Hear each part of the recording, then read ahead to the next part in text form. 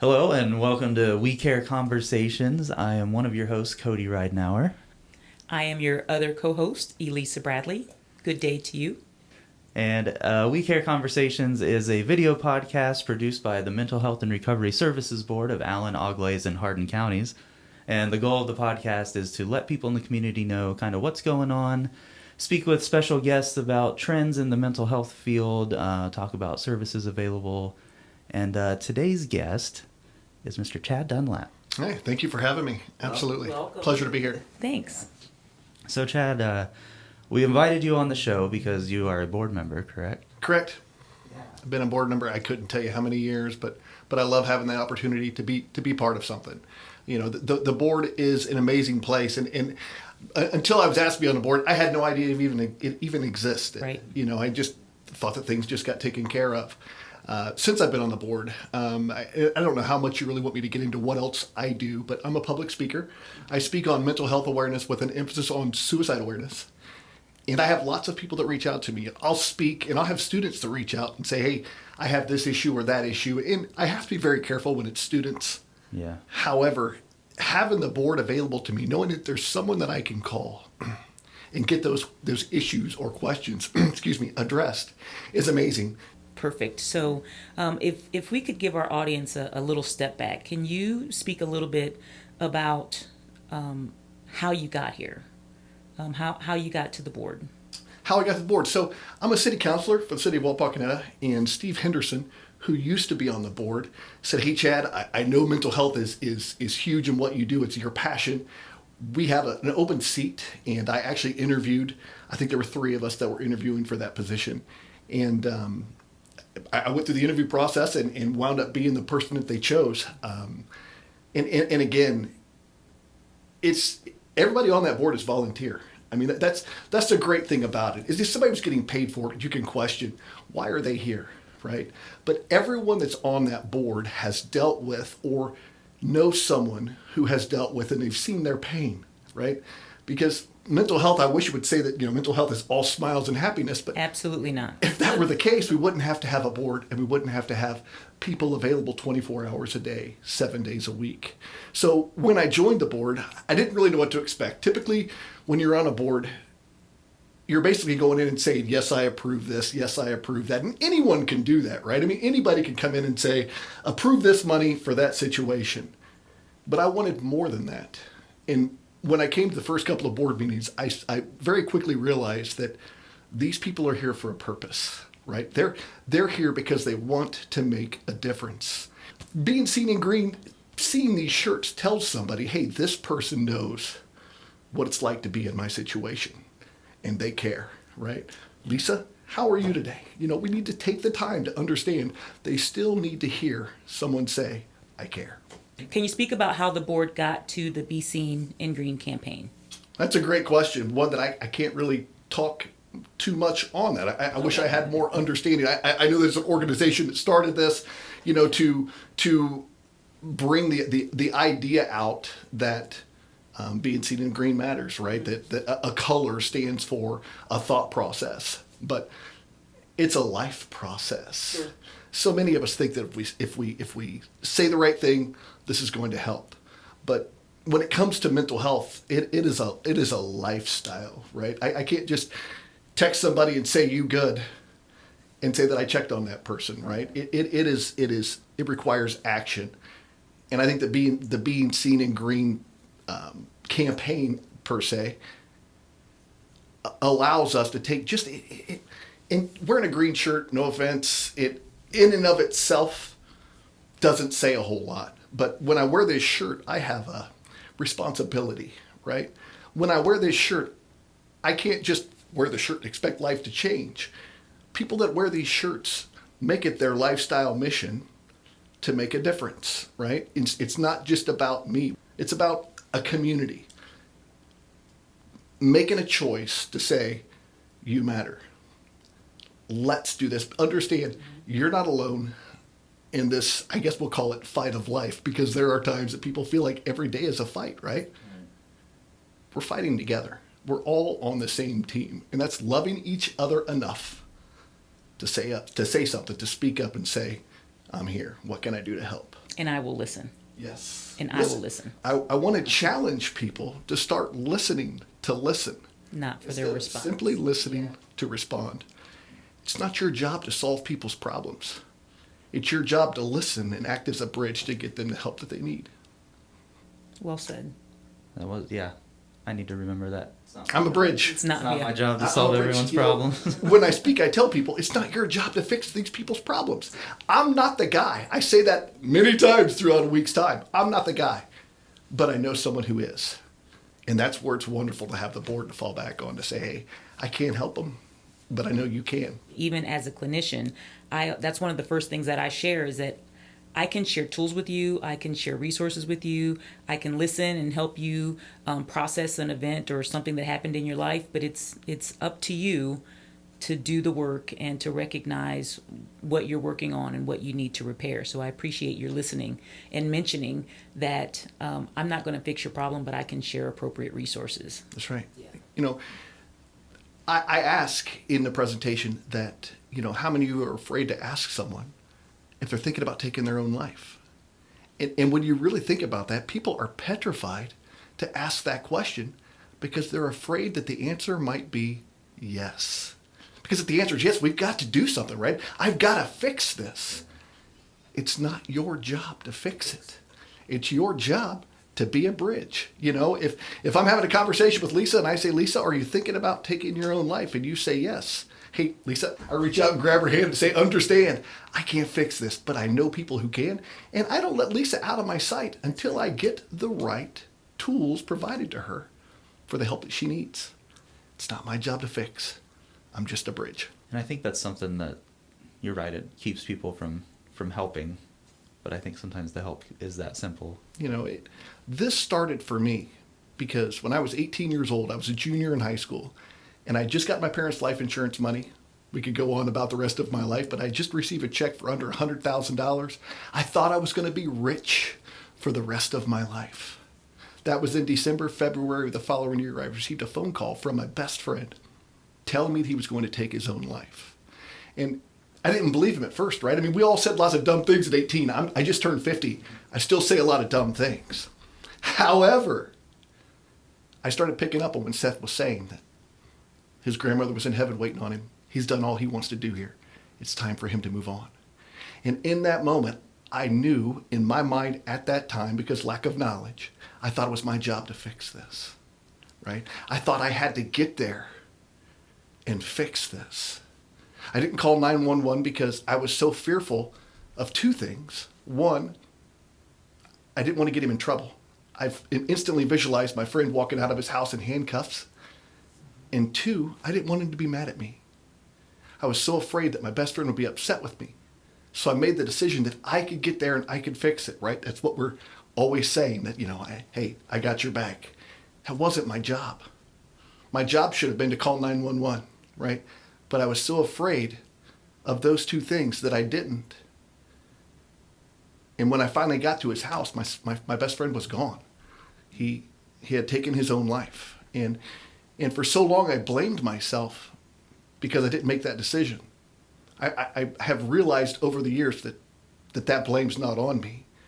But I want to help other people learn that I would much rather Seth had been mad at me for the rest of my life than for me to have been his pallbearer, right?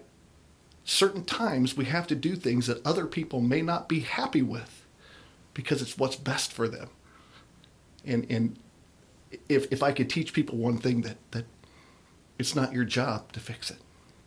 It's your job to get them the help that they need. We'll face the other consequences as we go. Again, I would rather see Seth walking down the street every day of the week and not acknowledge me because of that thing that I did that allows him to still be here.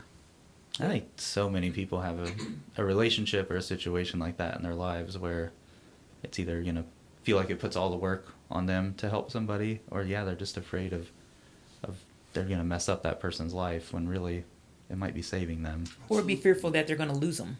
Yeah, absolutely. Which is what you just spoke about. I mean, that could be a fear for a lot of people. If I try to help, I'm just going to make it worse for them.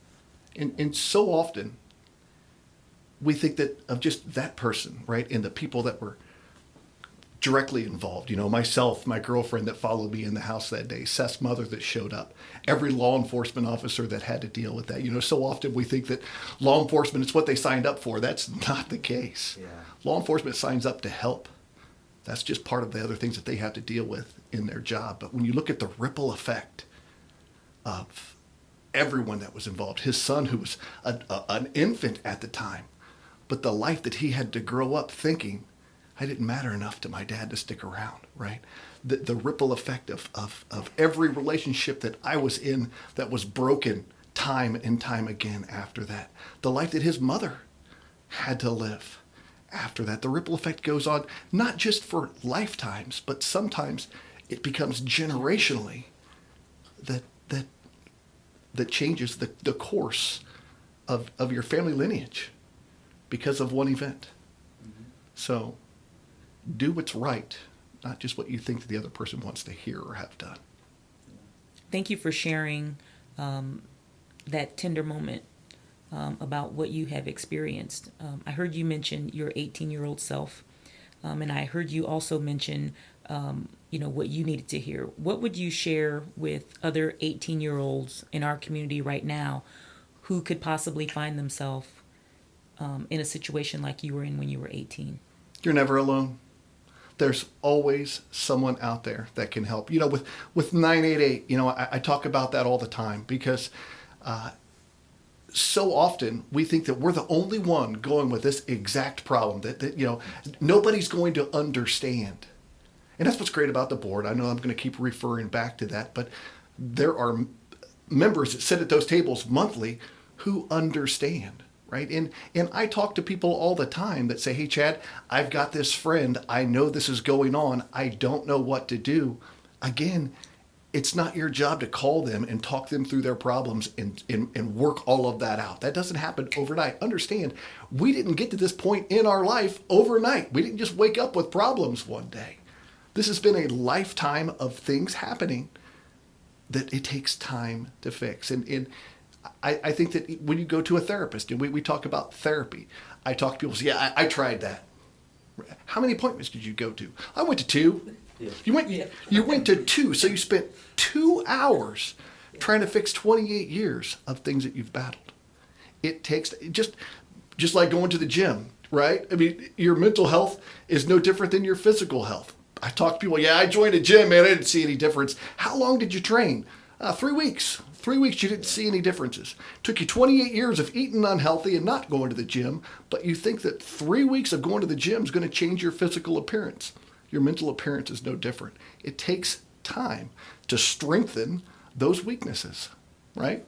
There's really no difference. Our mind and bodies work together. I go to the gym 6 days a week. I have to. I know. I was blessed with an enormous amount of energy. I don't know if you've noticed that or not. Yes. But I know that if I don't put this energy in a positive place, that it auto defaults to negative every time. So I have to train. When I'm training, I get on a road bike and I ride it for an hour, which is difficult for me. I'm going through my thought processes of what do I need to work on, right? When I'm pushing myself physically, it makes my mind go to other places where I can work on me at the same time. Doesn't work for everybody, but that works for me. Sure.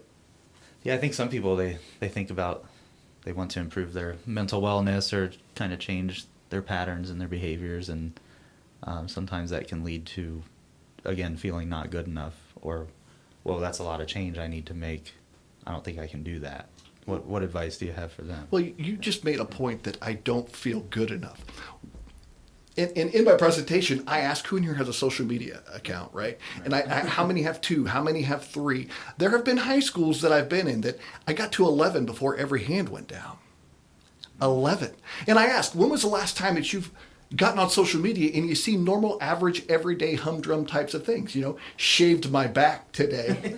Found a pimple on my right butt cheek. No, it's new house, new car, new boat, new this, new that. Well, what do we begin to do when we see these? Even as adults, what do we begin to do when we see these things? Just comparison all the time. I heard John Maxwell say one time that comparison is the thief of all joy. And that is so true. I mean, we compare ourselves to people. First of all, the things that you see on social media are half-truths at best, right? I want you to see the glitz and glamour of my life. I want reality.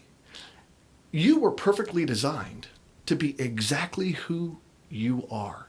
You know, there are certain people that Chad's never going to reach. My nose is too big, my ears are off center, my voice is annoying. There's just something about me that I might not reach those people. But you could, and you could.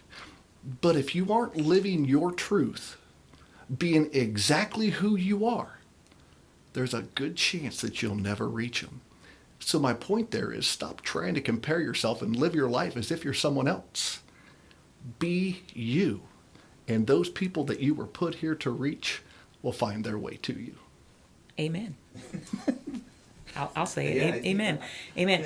Talk about, if you would, some of the other aspects of what Chad's life looks like in the normal week. We heard you say that you work out 6 days a week. God bless you. Please pass that around. Seems to be a theme with all the yes so far, and I don't like it. First and foremost, I'm a father and a grandfather. Yeah. My grandson is 4 years old. I never planned to live this long, right? I never planned to live past 18, but I got to the lowest point where I looked at my savings account and I had $10,000 left, and I thought to myself, when this money's gone, so am I. And I wound up meeting my beautiful wife, who we will be celebrating 29 years of marriage next month. Congratulations. She married me, and I was an emotional wreck, and she believed in me enough to stick with me through all of it. And it really all goes to her. And that's, if I were to kind of change the subject just for a moment, when you're in a relationship, understand that it's not you, in most instances, that are going to fix these people. All I'm asking of you is love them enough to help them get through it, right? Sometimes in relationships, we're the bridge. My wife was the bridge for me. I can't even tell you how many times where I knew she couldn't fix it, but just knowing she was there. And that goes back to the whole thought process of knowing you're not alone, right? You're not alone. She couldn't fix any of my issues, but I knew she was there. And that is amazing. And now being a grandfather, I get to, it was very tough for us growing up. I was very poor when Mandy and I first got married. My kids did without on a lot of things. But I stuck it out, right? I stuck through all of those issues. And I've gotten to the point where I took my grandson fishing 2 days ago. And just having him look up at me and say, Papa, I love you, come out of nowhere, it makes me feel amazing. But first and foremost, I'd say I'm a grandfather. Dad, I made lots of mistakes, but I'm getting the opportunity to fix Grandparent, those. Yes, I'm with you. I was always fearful of being called Grandpa because it makes you feel old. It is actually an honor to be called Papa whenever somebody picks up the phone or shows up running in my front door. I'm a public speaker. I speak on mental health. I own an organization called Upshift with Chad. I created Upshift with Chad in 2018. You know, I always knew that the things that I went through in life were on purpose, right? There were things that I endured for a purpose. And now my primary goal when I started speaking with Upshift was high schools, right? I was a teenager in high school when I went through all of that. And it's an amazing presentation. I've actually been told, Chad, if you're from the 7th grade to 80 years old, everybody's taking something from this, because the presentation is about suicide awareness, but there's so much more to that presentation, right? We speak on suicide. I walk them through the event of my life, you know, losing my parents when I was 4 years old in an automobile accident, to being raised in an abusive household through my childhood years, moving out as a teenager, living on my own, and then finding my best friend after he had taken his own life. I thought, you know, there has to be a reason for this. And I was petrified to speak in front of people, right? So I created Upshift. I role played it maybe 300 times on that presentation to where I could do it in my sleep. But now we're speaking it for Activate Allen County here soon. Everyone can take something away from this presentation. When I spoke at the Dayton Safety Symposium, had a lady say, I've never looked at things the way that you present it. So it's different, and it works. I'm also when I'm not speaking, I do business development for a company out of Wapakoneta, Frost Roofing. They've been amazing. They've allowed me to. Our agreement was whenever you have to go speak, you go speak, and it's been a great blessing for me. Yeah, that's pretty cool. Our most recent guest, we were focusing on mental health in rural areas. So do you have any thoughts on, a lot of people think there's no problems in Wapak, St. Mary's, Waynesfield, rural. Well, absolutely. I mean, I live in Wapak. I speak to lots of schools in rural areas because they feel like they're left out, right? Again, turn on the news. You rarely see Wapakoneta City Schools or any of those being mentioned. You feel like you're the outsider, right? And you feel that there's less opportunities for help available to you. But they're not. You serve Allen, Auglaize, and Hardin counties, which is our tri-county area here. What connections have you made in communities? Well, I know that we're getting ready to have in all three counties where we go and actually introduce ourselves to the leaders in the community. Because mental health, let's just look at our mayor in Wapakoneta.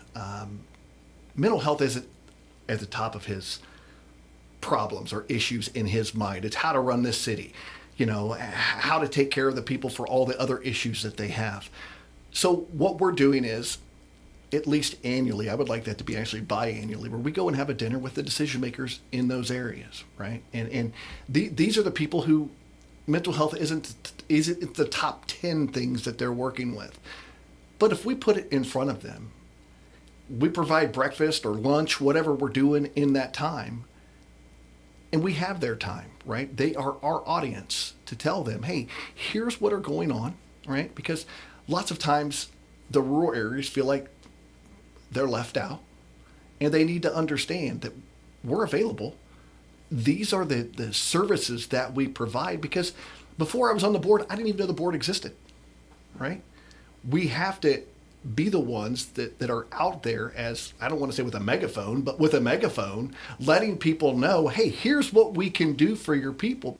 As a board member, I feel that's part of our responsibility to have these meetings with the decision makers and the leaders in those rural communities to let them know, hey, just because you have a Dollar General and a gas station in this little town, all of these same availabilities that we have in Lima are available to you. It's Allen, Auglaize, and Hardin counties. If you're in that county, we're here to help. Yeah. I think that's a good segue kind of back to the Be Seen with Green. So May is Mental Health Awareness Month, and that's sort of the month that all this happens, So the board asks different businesses and organizations to, wear the green shirts and just make people aware that there are those people that are bridges to get some help. So Lisa, do you know kind of the history of the Be Seen with Green a little better? I can speak a little bit about it. As Chad mentioned, and thank you for remembering that it is a national campaign. We're thankful that we're able to just use this T-shirt and this campaign as a way to reach anybody, right? We know that T-shirt promotion is very effective in prevention spaces, and so this was an opportunity for us to get on board with that. We also know that it's a conversation starter when we might see somebody that we don't know. If I'm in Auglaize or Hardin counties, if I've got on that T-shirt, then we know it's oftentimes a conversation starter. Yeah, that's just what I was thinking. In May, you're going to see a lot of green shirts throughout all three counties, all kinds of different people. And I think that's something really cool that the board does, is they're not just in their office. The board doesn't just meet once a month and, like you said, make those financial decisions. It's about getting out there. And so when you see all these people wearing green in May, you're like, oh, that's a person that is down with the cause. Like, they're aware of this. They know about it. Well, and it's a bridge also, right along with that same thought of what you were sharing. It's a bridge and a way to have a conversation with somebody who you may not have thought to have a conversation about. You get to meet those people. You can talk about important spaces, and you can ask questions. And if they don't know the answer, then we can then direct them again. So it's another opportunity to close gaps and meet folks in those spaces. I appreciate what you're saying, Chad, about it. It shouldn't just be when you're wearing the shirt. Sure. Or during the month of May. I think it's great that May's Mental Health Awareness Month. If Chad were president for a day, I'd write an executive order that every month is Mental Health Awareness Month. We think that mental health is just, it's for a small group of people, right? You know, and so often it's still viewed or perceived by many as a weakness. You know, that it's mental health, so it's a defect in that person. I think that if we took the time to actually have a conversation with everyone, we're all at some point struggling with our own mental health. Some of us hide it better. Some of us actually have access to medication. And speak on medication just for a minute. You know, it's funny when I go speak and I talk about taking medicine, right? All the tough guys in the room, their chest stick out ever so slightly, and they say, I'm good. You know, I don't need anything to help me. I'm plenty strong. But those are the exact same people that on a battlefield or on a football field, they get a leg broken, and they're immediately screaming for what? Give me something for the pain, right? Give me something for the pain. And I ask in my presentation that how many of you believe that an emotional break can have a much longer lasting effect in your life than a physical one? I mean, you break your leg, you have a gnarly cast, they cut that cast off, you've got some big long hairs that you have to tend to, but your leg is healed in 6 weeks' times. An emotional break, if not addressed early on, again can have not just an entire lifetime of issues, but generations. Children that are raised by broken parents become broken adults eventually, right? Let's address it. We talk about the high schools. You know, I always hang out after when I speak because I want to be the last guy to leave the room. I have lots of students that come up to me, give me a fist bump. A lot of them ask me what I bench press, which means they paid attention to me the entire time that I was speaking, which is great. And how much is that, by the way? I'd have to tell you about 10 years ago before I ripped my shoulder off. But be the last one to leave the room. Be that one that sticks around because not everybody wants to be seen when they're talking about their issues. I'll always have one or two people, or even sometimes a teacher that hangs around. I just spoke in Indiana a couple of weeks ago, and I had a teacher whose daughter took her own life in July. And she came up to me and she had tears in her eyes, and I was talking to her for a moment, and I said, "Hey, do I have permission to give you a hug?" And she said, "Absolutely. I didn't know if you were a hugger." I said, "I'm a hugger." And I hugged her, and she let me go, and she said, "Chad, not only am I going to put you in this school, it was a charter school that I was speaking at." She said, "You're going to be in one of our other schools before the end of the year." And I love hearing that. But we have to understand that it's not just that student or this instructor. It's all of us. And I think that tough guy image that I talked about earlier, we need to let that go. It's people think that it's weak to speak, right?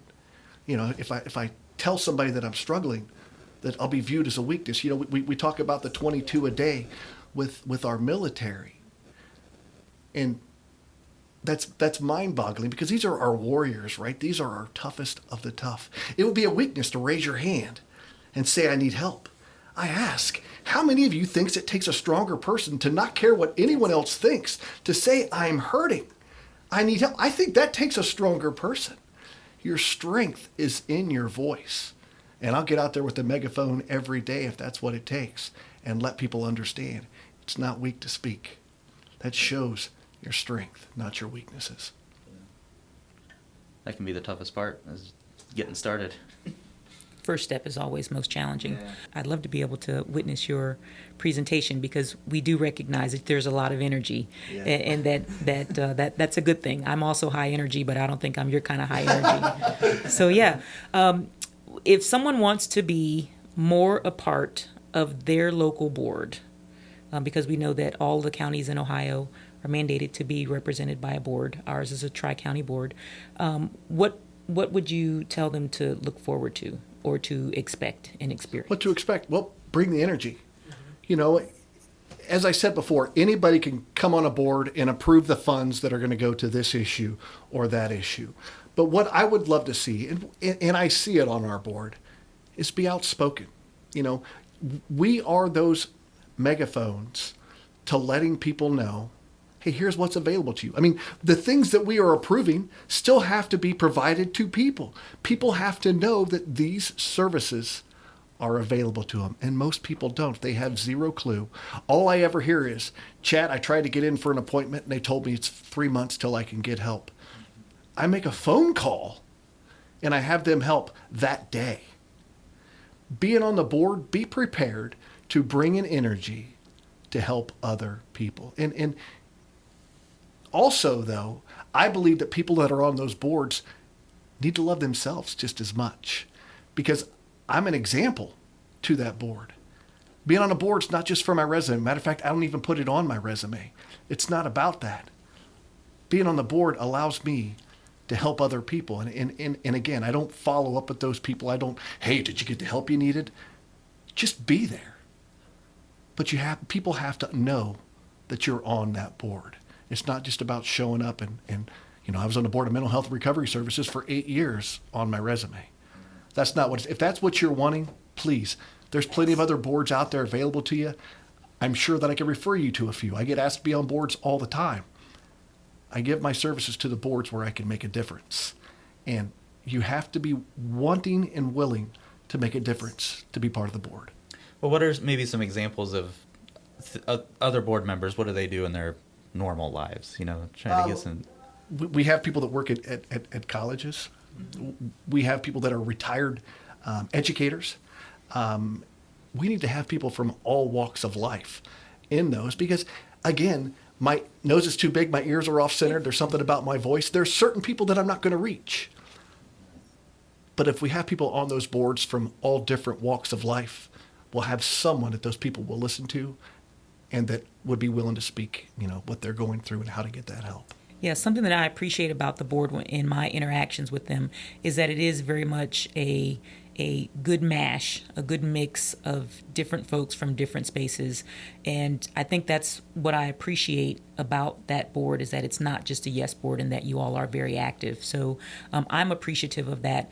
I want our listeners to know that they are welcome to inquire about how to be active and what to do. Yeah, even if it's not to play being a part. board member, there's plenty Right. of volunteer opportunities and events and just being an advocate. Absolutely. Yeah. And anyone is welcome to come to those meetings.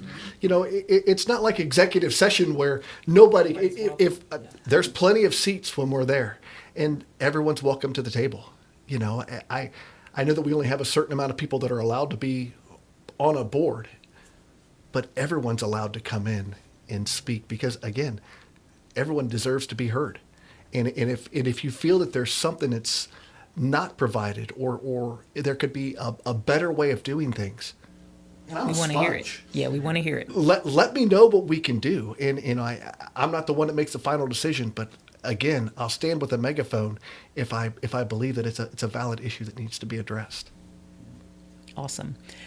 You want to update us on how folks can find us? Some calls to action to go through.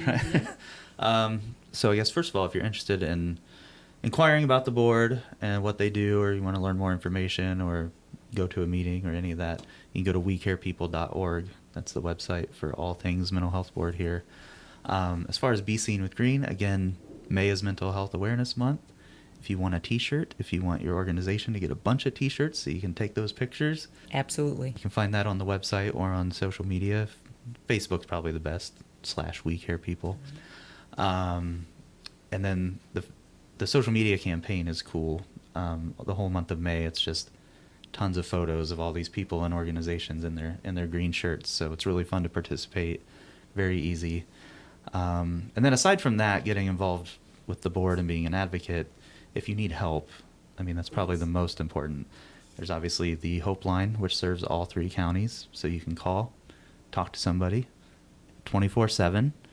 And that is 1-800-567-HOPE is that number. You can call 988 to get a list of services and things available to you. This is all on wecarepeople.org. That's the main resource. So, Yeah, and what I appreciate about all of these conversations is that, as Chad has stated today and our other guests have stated, we want folks to know that they're not alone, that there are folks who will listen, there are folks who want to help in as many ways as possible, and most importantly, that there are folks who will listen non-judgmentally. And if I could just touch on one other point there. Sometimes when you call those numbers, the phone's busy, or they have to reroute you or send you to a different location. It takes time. Understand a couple of things. You're not the only one that's struggling with the exact same issues. And two, just like every other business out there, we struggle to have people watching those, manning those lines, right? So it could take a little bit of time for the right person to get on the phone with you. Love yourself enough. You've taken the time. You're worth it. You've taken the time to make that call. Stay on the line long enough for somebody to get on there to be able to help you. Absolutely. And then I think finally, Chad, if someone wants to get a hold of you for your speaking engagements, what? First of all, my cell phone number is everywhere. It's 419-204-0921. My wife says it's ringing. It's 3 o'clock in the morning. I take that call. Upshiftwithchad.com is my website. You can email me at chad@upshiftwithchad.com. I'm available. My passion is to speak in every school in the United States. I mean, let's go nationally, internationally. I don't care. So many times I get asked, Chad, we can't afford it. Let's have that conversation, right? I mean, I still have to feed my family, but I don't want money to be the reason that your students don't receive this message. I'll do whatever it takes to put myself in front of every school that's available out there. Just give me a phone call and let's have a conversation, because again, it's not about the money. It's about making a difference. Yeah. Thank you so much for spending a little bit of time with us and sharing your story and letting us know about our board, but more importantly, knowing about you and who you are. And so thank you. My pleasure. I feel closer. Absolutely. Thank you so much. Chad.